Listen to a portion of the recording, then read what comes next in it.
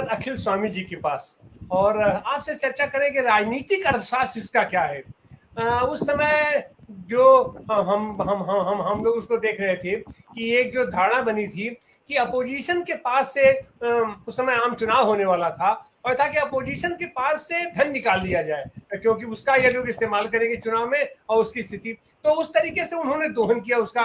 और अभी जो हो रहा है कि कर्नाटक में जो 40% की सरकार का जो स्लोगन चला, हमको लग रहा है कि यह सरकार उससे घबरा गई है और उसको यह हुआ कि यह जो 40% का स्लोगन है इसका मतलब है कि ये सारा पैसा जो है सो उसी 2000 रुपए की नोट के रूप में अपना ये है। और 2000 की नोट तो शुरू से ही गायब है, हमारे जैसे आदमी को देखने को ही नहीं मिली कि किसी एटीएम में उसका ये ट्रे तक नहीं बन पाया था, उसका ट्रे तो 500 का भी नहीं बन पाया था, 2000 का भी नहीं बन पाया था, कोई तैयारी नहीं थी। लेकिन तो ऐसी हालत में आज की तारीख में जब डिजिटल इंडिया वाला में ये कॉन्सेप्ट ला दिए हैं और अधिकांश ये मुद्रा का संचय एटीएम, पेटीएम और ये तमाम चाइनीज ऐप आ गए हैं और दुनिया भर का कैश का तो अपना फ्लो बंद हो गया है, उसके बावजूद भी यह एकाएक 2000 के नोट की और इस बार आरबीआई को सामने लाने की क्या जरूरत है। अगर व्यवस्था इतनी अच्छी व्यवस्था उनकी पहले थी जिसकी क्रेडिट लेने के लिए, जिसकी मार्केटिंग करने के लिए हमारे प्रधानमंत्री जा रहे थे, तो इस बार भी उनको सीना खोल करके उनका 56 इंच का सीना तो कुछ और चौड़ा हो गया होगा,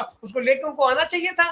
तो इन सारी चीजों के राजनीतिक अर्थशास्त्र को आप किस तरीके से देखते हैं प्रोफेसर अखिल स्वामी जी?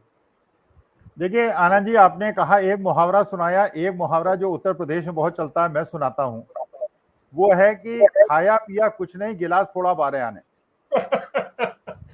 7 साल पहले आप बड़े तामझाम से 2000 का नोट लेके आए और उस समय हम जैसे लोग ये पूछ रहे थे, सोच रहे थे कि भैया 1000 का नोट जो है वो ब्लैक मनी जनरेट करता है, ये 2000 रुपए का नोट कैसे ब्लैक मनी को कम करेगा। लेकिन हमने सोचा चलिए प्रधानमंत्री महोदय कह रहे हैं तो मान लिया जाए।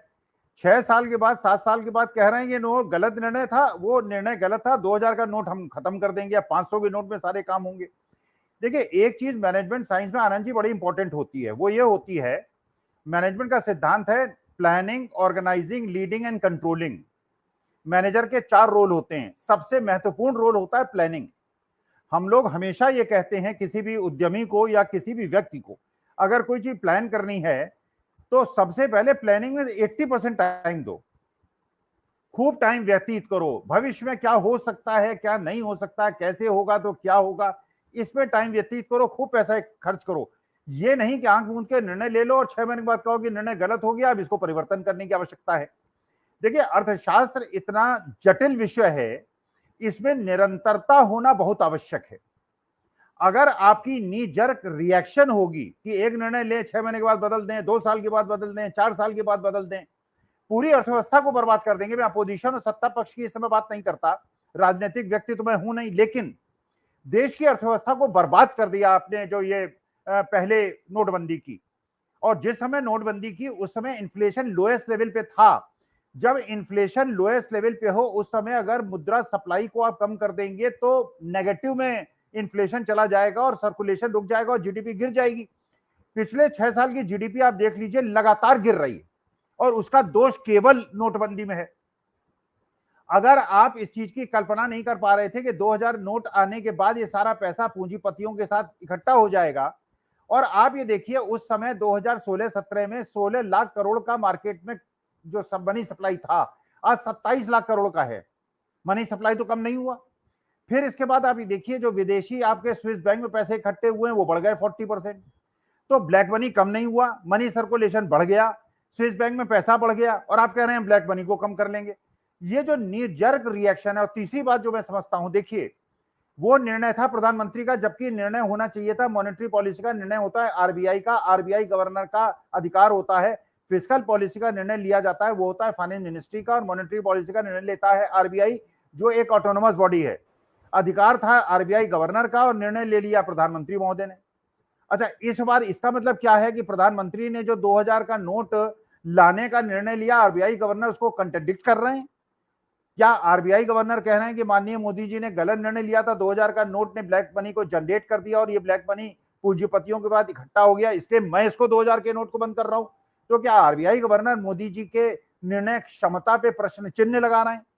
तो देखिए वास्तविकता में नोट छापने में इतना पैसा खर्च हुआ, फिर एटीएम के अंदर उसकी साइज बदलने में, और पता नहीं कितने हम लोगों को परेशानी हुई, साहब एटीएम में पैसा नहीं है, 2000 का नोट उसके अंदर नहीं जा रहा, उसका डिजाइन बदलना पड़ेगा।